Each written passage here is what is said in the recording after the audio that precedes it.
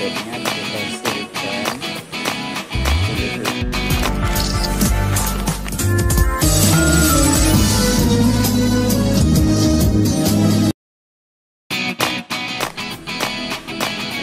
error lagi, dan oh ternyata error baru saya jumpai kan, error 0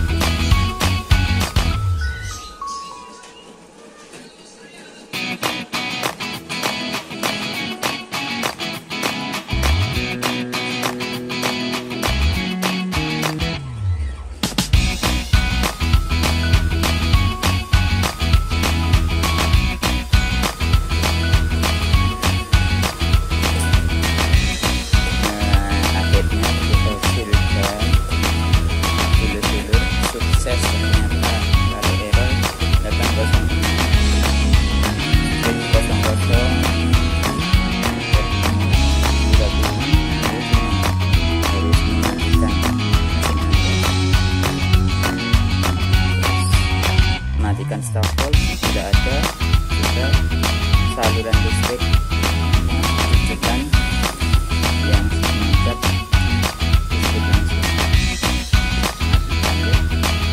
Sampai tunggu mesinnya sampai listrik yang ada dalam mesin habis, dirasa tidak metrum lagi. Nah, lalu dinyalakan. Oke, dari saya sekian ya.